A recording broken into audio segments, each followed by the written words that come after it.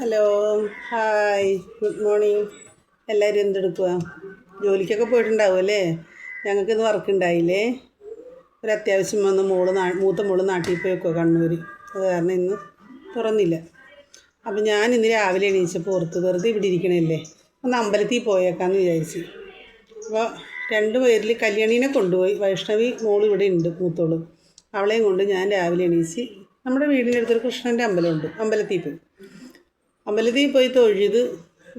അമ്പലത്തിൽ തന്നെ അവർ സ്കൂള് അവിടെ തന്നെയാണ്. അപ്പോൾ കുഞ്ഞിനൊന്ന് ഊഞ്ഞാല ആടണമെന്ന് പറഞ്ഞ് മോളെ ഊഞ്ഞാലയൊക്കെ ആട്ടി ഞങ്ങൾ തിരിച്ച് വരുന്ന സമയത്ത് മെയിൻ റോഡാണ്, ബസ്സും ഒക്കെ പോകുന്ന ഭയങ്കര തിരക്ക് പിടിച്ചൊരു മെയിൻ റോഡാണ്. ആ റോട്ടിൽ ഗേറ്റ് ഇങ്ങോട്ട് ഇറങ്ങി റോട്ടിലോട്ട് വരുമ്പോൾ ഒരു ചേച്ചി നടന്നു വരുന്നു. ആ ചേച്ചി പെട്ടെന്ന് ചേച്ചി വീഴുന്നതാണ് ഞാൻ കാണുന്നത്. എന്ത് സംഭവമൊന്നും എനിക്കറിയില്ല. തലയിറങ്ങി വീണേന്നൊക്കെയാണ് പിന്നീട് ആൾക്കാർ പറഞ്ഞത്. അങ്ങനെ എല്ലാവരും അപ്പോൾ അവിടെ ആ പരിസരത്ത് നമ്മൾ അമ്പലത്തിൽ നിന്ന് ഇറങ്ങുന്ന കുറച്ച് പെണ്ണുങ്ങളല്ലാതെ കൊണ്ട് ആരും ഇല്ല. അങ്ങനെ ഒരു കടകളൊന്നും അങ്ങനെ ഉള്ളൊരു ഏരിയ, വലിയൊരു തിരക്ക് പിടിച്ച സ്ഥലമൊന്നുമല്ല. റോഡിൻ്റെ അപ്പുറത്തെ സൈഡിലായിട്ട് കുറച്ചങ്ങ് നീങ്ങിയിട്ട് 2-3 ചെറിയ ചെറിയ കുഞ്ഞി കടകൾ. ആ കടയിലിരുന്ന ചേട്ടന്മാർ, അത് ചെറിയൊരു ചായക്കട ഉണ്ടെന്ന് തോന്നുന്നു, ഒരു ചെറിയ പഴയ മോഡൽ പെട്ടിക്കട. ആ ചേട്ടനെ കണ്ടിട്ടാന്ന് തോന്നുന്നു 2-3 ചേട്ടന്മാർ റോഡ് ക്രോസ് ചെയ്ത് ഓടി വരുന്നു. അങ്ങനെ ഓടി വന്ന് അവർ ആ ചേച്ചീനെ ഓടി വന്ന് അവരെടുത്ത് താങ്ങി പിടിച്ച് അവർ കൊണ്ടുവന്ന് ഇരുത്തുന്നു. വെള്ളം ഉണ്ടോ എന്ന് ചോദിക്കുന്നു. ഒരു ബാഗിൽ നിന്ന് വെള്ളം എടുത്ത് കൊടുക്കുന്നു. അങ്ങനെ വെള്ളം കൊടുത്ത് അങ്ങനെയൊക്കെ ഇരുത്തി. അപ്പോൾ മൂക്കിൽ നിന്ന് ഇങ്ങനെ ചെറുതായിട്ട് ഇങ്ങനെ ബ്ലഡൊക്കെ വരുന്നത് കണ്ടപ്പോഴത്തേക്കും ഹോസ്പിറ്റലിൽ കൊണ്ടുപോകണമല്ലോ. അപ്പോൾ അവർ ഓടി വരുന്ന ഒരു ഓട്ടോറിക്ഷയ്ക്ക് കൈ കാണിച്ച് ആ ചേച്ചീനെ ഓട്ടോയിൽ കയറ്റി കൂടെ ആരെങ്കിലും ഒരാൾ കയറി പോകണമല്ലോ. അപ്പോൾ പെണ്ണുങ്ങളാരും തയ്യാറല്ല, എല്ലാവരും വീട്ടിൽ നിന്ന് അമ്പലത്തിൽ വന്നിരിക്കുന്നവരാണല്ലോ. അപ്പോൾ ആരും അങ്ങനെ ഇതാവുന്നില്ല. ഓട്ടോയിൽ ആരെങ്കിലും ഒന്ന് കയറ്റി വിടാൻ നോക്കിയപ്പോൾ എനിക്കറിയാവുന്നൊരു പെൺകൊച്ചി അതിങ്ങനെ ബസ് സ്റ്റോപ്പിലോട്ട് നടന്ന് പോകുന്നുണ്ട്, ബസ് കയറാനായിട്ട്. തൃപ്പൂണിത്തുറക്ക് പോകേണ്ട കൊച്ചാണ്. അത് അവിടുന്ന് ബസ് കയറി അതിന് പോകണമല്ലോ. അപ്പോൾ അതിനോട് ഞാൻ ചോദിച്ചു, മോളെ നീ ജോലിക്ക് പോകണമല്ലേ, എന്നാൽ നീ ഈ ഓട്ടോയിൽ കയറിക്കോ, ഈ ചേച്ചീനെ ഒന്ന് ഹോസ്പിറ്റലിലാക്കിയിട്ട് നിനക്കങ്ങ് കടയിലോട്ട് പോകാമല്ലോ, ഓട്ടോച്ചാൻ്റെ കൂടെ ഒന്ന് പോകുമെന്ന് പറഞ്ഞു. ഞാൻ പോകാമെന്ന് പറഞ്ഞ് അത് ആ കൂടെ കയറിയിരുന്ന് വണ്ടി അങ്ങ് പോയി. അപ്പോൾ മൂക്കിൽ നിന്ന് ഇങ്ങനെ ബ്ലഡ് വരുന്നുണ്ട്. എന്താ ഇനി വല്ല അസുഖമുള്ള ചേച്ചിയാണോ, ഇനി പെട്ടെന്ന് എന്തെങ്കിലും ആയതാണോ എന്നൊന്നും നമുക്കറിയില്ല. അങ്ങനെ അവരെ അങ്ങ് പോയി കഴിഞ്ഞപ്പോഴത്തേക്കും ഈ ഓടി വന്ന് രക്ഷിച്ച് പൊക്കിയെടുത്തതും സഹായിച്ചു തരാമെന്ന്. നാളെ ഇനിയിപ്പോൾ ഇതൊരു പ്രശ്നമാകുമോ എന്ന് അറിഞ്ഞില്ല. നമ്മൾ ഇന്നത്തെ പേടിയാണ്. നാളെ നമ്മൾ വല്ല കയറെടുക്കാനോ കായലിൽ ചാടാനൊക്കെ നിൽക്കേണ്ടി വരും. ഇതൊക്കെ നാളെ മൊബൈലിലൂടെ പറക്കും നമ്മൾ ഈ ചെയ്തതൊക്കെ എന്ന് പറഞ്ഞിട്ട് വരുമ്പോൾ ഞാൻ എന്തായിട്ട് അങ്ങനെ പറഞ്ഞത്. അല്ല, ഇപ്പോൾ ഇതൊക്കെയാണല്ലോ ഓരോരുത്തരുടെ റീൽസിലും ഇതിലൊക്കെ ഫോണിലൊക്കെ വരുന്നത്. അപ്പോൾ നമുക്കിപ്പോൾ പേടിയാണ്, സത്യത്തിൽ നമുക്ക് പേടിയാണ് ഈ പെണ്ണുങ്ങളുടെ അടുത്ത് ചെല്ലാനും. അവർക്കൊക്കെ ഒരു ഉപകാരം ചെയ്യാൻ കൊള്ളുകയില്ല. ഉപകാരം ചെയ്താൽ നാളെ നമുക്കത് ദ്രോഹമാവും. പറയിപ്പിച്ചില്ലേ? എന്തുകൊണ്ടാണ് ചേട്ടൻ അങ്ങനെ പറഞ്ഞത്? നമ്മൾ പെണ്ണുങ്ങൾ തന്നെയാണ് അതിന് കാരണം. നമുക്ക് പല കാര്യങ്ങൾക്കും നമ്മൾ ആണുങ്ങളുടെ സഹായം നമ്മൾക്ക് വേണം. ഒരിക്കലും നമുക്ക് ഒറ്റയ്ക്ക് ജീവിക്കാനൊന്നും പറ്റില്ല. ഈ ഭൂമിയിൽ ഒരു സ്ത്രീക്കും ഒന്നിനും ആണുങ്ങൾ വേണ്ട, എല്ലാം എന്നെക്കൊണ്ട് നടക്കുമെന്ന് പറഞ്ഞ് ജീവിക്കാൻ ഒരുത്തിക്കും പറ്റില്ല. ഈ ഭൂമിയിൽ ഒറ്റൊരുത്തിക്കും പറ്റില്ല. എല്ലാവർക്കും പുരുഷന്മാരുടെ സഹായം വേണം. നമ്മളൊരു ഓട്ടോയിൽ കയറും, ഓട്ടോറിക്ഷ ആണുങ്ങൾ ഓടിക്കണല്ലേ, ബസ് ആണുങ്ങൾ ഓടിക്കുന്നതല്ലേ മിക്കതും.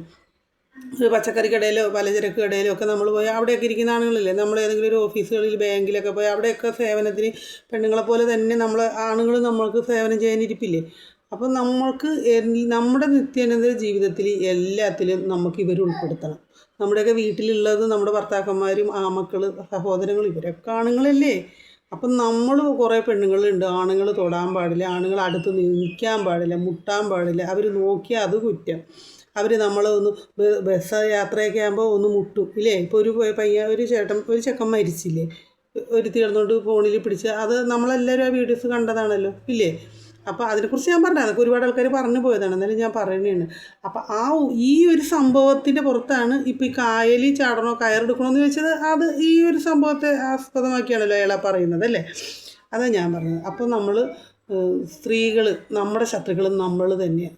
നമുക്ക് നാളെ ഒരു ഉപകാരം ചെയ്യാൻ ഇവർ മടിക്കും, ആണുങ്ങളും മടിക്കും. എന്തുകൊണ്ടാണ്? നാളെ അവർക്കതൊരു പ്രശ്നമാകും. അതുകൊണ്ടിട്ടാണ്. എന്നാൽ ഈ പറയുന്ന നമ്മൾ സ്ത്രീകളൊക്കെ ഭയങ്കര പക്ക ഡീസൻ്റാണെന്ന് പറഞ്ഞിരിക്കണേണ മിക്കവരും ഇല്ല. അത് കാണണമെന്നുണ്ടെങ്കിൽ നിങ്ങൾ എറണാകുളത്തുള്ള മിക്ക ആൾക്കാർക്കും, അമ്മമാർക്കും ആണുങ്ങൾക്കും ഒക്കെ അറിയാം. നമ്മുടെ അവിടെയുള്ള പെൺകുട്ടികളാണോ ഇനി പുറമേ നിന്ന് വരുന്ന പെൺകുട്ടികളാണോ എന്നൊന്നും നമുക്കറിയില്ല.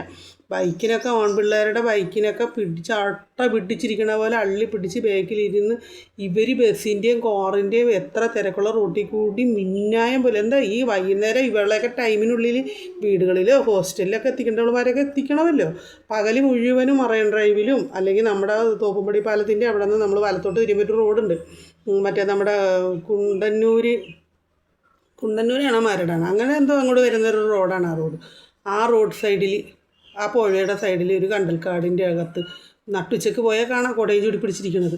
ഇങ്ങനെയൊക്കെ ഇരിക്കുന്നത് ഇത്രയൊക്കെ വൃത്തികേടുകൾ ചെയ്തിട്ടാണ് ഇവളൊക്കെ ബസ്സിൽ കയറിയിട്ട് നല്ല പിള്ള ചമയും. എന്നെ മുട്ടി അയാൾ, എന്നെ തോണ്ടി, എൻ്റെ അവിടെ മുട്ടി, എൻ്റെ ഇവിടെ മുട്ടി എന്നും പറഞ്ഞുകൊണ്ട് ഇവളുമാർ വലിയ ഷോ കാണിക്കും. ഇവർ ഇതൊക്കെ കാണിച്ച് അങ്ങോട്ട് ഇടും. പക്ഷേ എല്ലാ ആണുങ്ങളും ഒരുപോലെ ആവില്ലല്ലോ. വളരെ ഡീസൻ്റായിട്ട് ഭാര്യയും മക്കളും കുഞ്ഞുങ്ങളും അല്ലേ, അച്ഛനും അമ്മയും സഹോദരിമാരും കുടുംബമായിട്ട് ജീവിക്കുന്നവർക്ക് അതൊരു പ്രശ്നമാണ്. അവരാ പറഞ്ഞുണ്ടാക്കുന്ന അപവാദം അവർക്കൊരു പ്രശ്നമാണ്. അവർക്കതൊരു മോശമല്ലേ. അവരുടെ കുടുംബത്തിലാണെങ്കിലും സമൂഹത്തിലാണെങ്കിലും അവരുടെ ഫ്രണ്ട്സിൻ്റെ ഇടയിലാണെങ്കിലും അവർക്കതൊരു വിഷയമാകും നാളെ. അപ്പോൾ അവരെന്ത് ചെയ്യും, വേണ്ട വെറുതെ നമ്മൾ വേണ്ടാത്ത പൊല്ലാപ്പ് നിൽക്കണ്ടടാ അപ്പം എന്ന് പറഞ്ഞാൽ അവർ പിന്മാറും. പലതിൽ നിന്നും നമ്മൾ സഹായത്തിന് ഒരു മനുഷ്യൻ വരില്ലേ നമുക്ക്, ഇല്ലേ? ഒരു പുരുഷൻ ചെയ്യുന്ന പോലെ ഒരു അപകടം വന്നാൽ ഓടിച്ചെല്ലാനും റോട്ടിലോട്ടിറങ്ങി ഓടിച്ചെന്ന് അവരെ വാരിയെടുത്ത്, ഇല്ലേ? നമുക്കൊക്കെ തലയിറങ്ങും, ബ്ലഡ് കണ്ടാൽ സ്ത്രീകൾക്ക് തലയിറങ്ങും. അവരതാണ് ചെയ്യുന്നത്, അവർ വാരിപ്പെറുക്കിയൊക്കെ എടുക്കും, ഇല്ലേ? അവിടെ ഇവിടെ ഒടിഞ്ഞും തൂങ്ങി കിടക്കണൊക്കെ.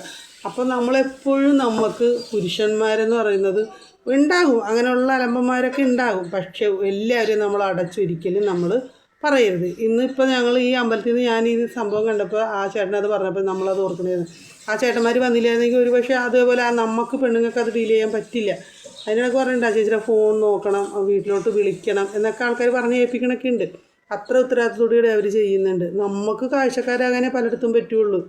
നമ്മളെക്കൊണ്ട് അല്ലാതെ കൊണ്ട് എന്തിനും എടുത്ത് ചാടി നമുക്ക് ചെയ്യാൻ പറ്റില്ല. ഒരു അപകടം വന്നാൽ പെട്ടെന്ന് ഒരു സ്ത്രീക്കൊന്നും പെട്ടെന്ന് ആ അപകടത്തിനെ നേരിടാൻ ചിലപ്പോൾ നമുക്ക് കഴിവുണ്ടാകില്ല. ചിലപ്പോൾ ഒരു 10, 15, 20 ദിവസമുള്ള ആൺപിള്ളേർ പോലും എടുത്ത് ചാടി അതിനെ നേരിടാൻ പറ്റും.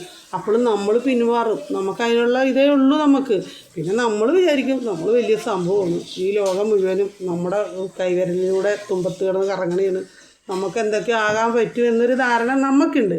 പക്ഷെ അതൊക്കെ എത്രത്തോളം ഉള്ളൂ എന്നൊക്കെ ആണുങ്ങൾക്കും അറിയാം. പിന്നെ പലരും കണ്ണടച്ച് വിട്ട് തന്നെയാണ് പൊക്കോട്ടെ അവളൊക്കെ ജീവിച്ചെന്ന് ഓർത്തിട്ട്. പിന്നെ പറഞ്ഞ് നമ്മൾ ഏറിപ്പിക്കണമൊന്നുമില്ല. ഞാൻ ഇന്ന് അത് കണ്ടതുകൊണ്ട് ആ ഒരു വിശേഷം പറയാൻ വേണ്ടി വന്നതാണ്. എല്ലാവർക്കും എന്നെ അറിയാമല്ലോ, പുതിയ ആളാണ്. എല്ലാവരും സബ്സ്ക്രൈബ് ചെയ്യുക, ലൈക്ക് ചെയ്യുക, നിങ്ങളുടെ അഭിപ്രായങ്ങളൊക്കെ കമൻറ്റ് ചെയ്യുക. Okay, by.